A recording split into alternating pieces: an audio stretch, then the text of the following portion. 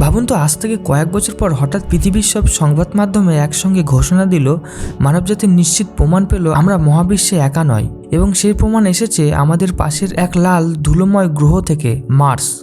এই গ্রহটিকে আমরা বহুদিন ধরেই শুধুমাত্র মরুভূমি বলে জেনে এসেছি।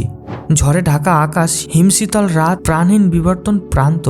প্রথম দেখেই মনে হয় এখানে জীবনের কোনো চিহ্ন থাকা অসম্ভব, কিন্তু বিজ্ঞান যখন গভীরে তাকিয়েছে তখন মঙ্গল গ্রহের বুক থেকে উঠে এসেছে একের পর এক বিস্ময়কর তথ্য। আর প্রতিটি তথ্য যেন এক প্রশ্নের সামনে এনে দাঁড় করায়, মঙ্গল গ্রহে কি সত্যি জীবন ছিল? আজকের মঙ্গল গ্রহ শুকনো ও ঠান্ডা, কিন্তু কোটি কোটি বছর আগে এই গ্রহটা একেবারেই আলাদা ছিল বলে ধারণা করা হয়। মঙ্গল গ্রহের পৃষ্ঠে বিশাল নদী খাতের মতো গঠন দেখা গেছে। ড্রেনটা আকৃতির জমাট বাঁধা স্তর, হৃদয়ের তলদেশের মতো খনিজ জমা, এমনকি প্রাচীন উপকূলরেখার ইঙ্গিত মিলছে। এসব কিছুই বলে একসময় সেখানে তরল প্রভাবিত হতো। পৃথিবীতে আমরা জানি যেখানে দীর্ঘ সময় ধরে জল থাকে সেখানে জীবনের সম্ভাবনা তৈরি হয়। তাহলে কি সেই প্রাচীন যুগে মঙ্গল গ্রহে অণুজীব জন্ম নিয়েছিল? বিভিন্ন মহাকাশ মিশনের মাধ্যমে মঙ্গল গ্রহে মাটির জৈব অণু শনাক্ত করা হয়েছে। জৈব অণু হলো কার্বন ভিত্তিক যৌগ যা জীবনের মৌলিক গঠন তৈরি করতে সাহায্য করে। তবে একটি গুরুত্বপূর্ণ বিষয় মনে রাখতে হবে, জৈব অণু মানেই জীবন নয়, কারণ এগুলো প্রাকৃতিক রাসায়নিক বিক্রিয়ার মাধ্যমেও তৈরি হতে পারে।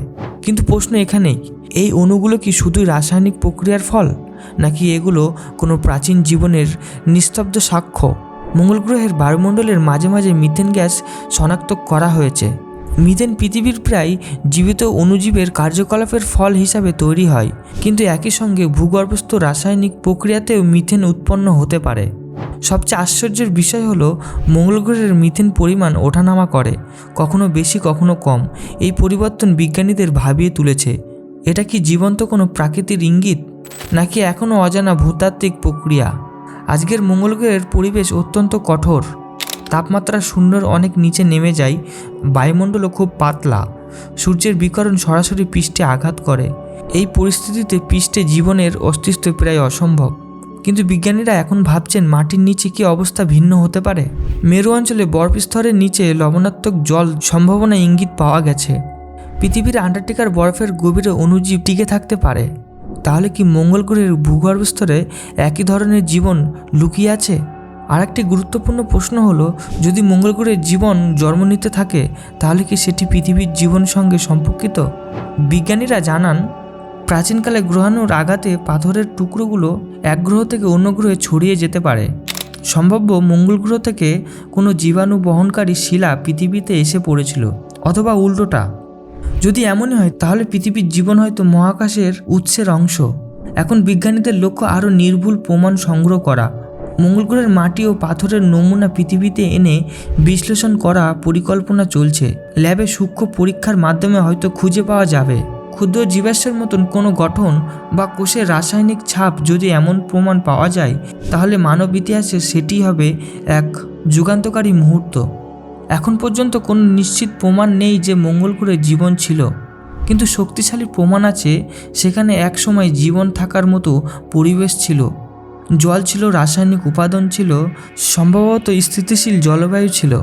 এই তিনটি উপাদান একত্রে থাকলে জীবনের সম্ভাবনা অস্বীকার করা কঠিন। কিন্তু প্রমাণ ছাড়া বিজ্ঞানী সিদ্ধান্ত নেয় না।